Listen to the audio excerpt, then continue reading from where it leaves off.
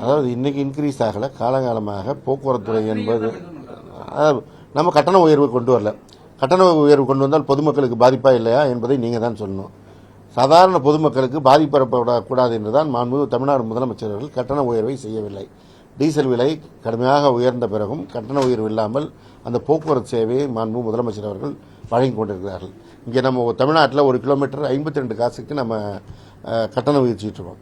ஆனால் பக்கத்தில் இருக்கின்ற மாநிலங்களில் ₹1 8 காசு, ₹1 10 காசு என்ற அளவிற்கு கட்டண விகிதம் இருக்கிறது. இப்போ பாதி அளவிற்கு தான் நாம் கட்டணம் அதில் பயணிக்கின்ற பயணிகளுக்கு கட்டணம் விதிச்சுட்டு இருக்கோம். அதனால் நட்டம் வருவது இயற்கை. அந்த நட்டத்தை அரசு ஈடு செய்கிறது.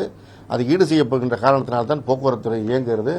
போக்குவரத்துறை இயங்குகின்ற காரணத்தினால்தான் தமிழ்நாட்டில் ஒரு சமச்சீர் வளர்ச்சி இருக்கிறது. எனவே நட்டம் என்பது இது ஒரு சேவைத்துறை. இதில் அதை அந்த கண்ணோட்டத்தோடு பார்க்க முடியாது. அவர்கள் ஒரு ஆய்வு செய்கின்ற நிறுவனம் என்கின்ற முறையில் அவர்கள் பார்வையில் அதை சொல்கிறார்கள். நாம் இது மக்களுக்கு சேவை செய்கின்ற என்கின்ற துறையில் இதை நாம் கண்ணோட்டத்தில் பார்க்க வேண்டும். இழப்பு வந்து துறையோட செயல்பாடு பாதிக்க வாய்ப்பு இருக்கா? பணியாளர்கள் தொழிலாளர்களுக்கு செல்லக்கூடிய அந்த ஊதியம் அந்த விஷயங்கள் இல்லை, ஏற்கனவே அதான் நீங்கள் தான் இது இப்போ இல்லை, அவங்க எந்த வருஷத்துலேருந்து சொல்கிறாங்க? 17 அப்பையிலேருந்து சொல்லிட்டு இருக்காங்க. அப்பையிலேருந்து இது எந்த பாதிப்பும் இல்லாமல் தான் போயிட்டு இருக்கு. இன்னொரு புறம் மாண்புமிகு தமிழ்நாடு முதலமைச்சர் அவர்கள் தமிழ்நாட்டில் இந்த பெண்களுக்கு அரசு நகர பேருந்துகள் விடியல் பயணம் என்கின்ற அந்த கட்டணமில்லா பயணம் கொடுத்திருக்கின்ற காரணத்தினால் அதற்கான தொகையை இந்த போக்குவரத்துறைக்கு கொடுத்து கொண்டிருக்கின்றார். அப்படி அவர் கொடுக்கின்ற காரணத்தினால் போக்குவரத்துறை இன்றைக்கு சிரமம் இல்லாமல் செயல்படுகின்ற சூழல் இருக்கிறது.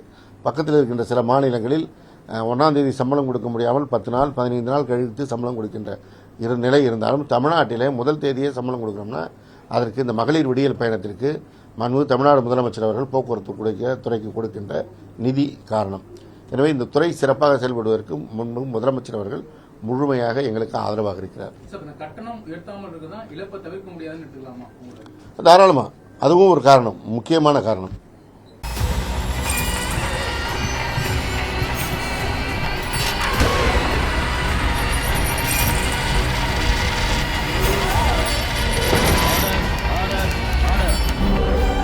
நிகழ்தகவு குற்றங்களின் மறுபரிமாணம் நாள்தோறும் இரவு 10 மணிக்கு இணைந்திருங்கள் நமது நியூஸ் தமிழ் தொலைக்காட்சியோடு.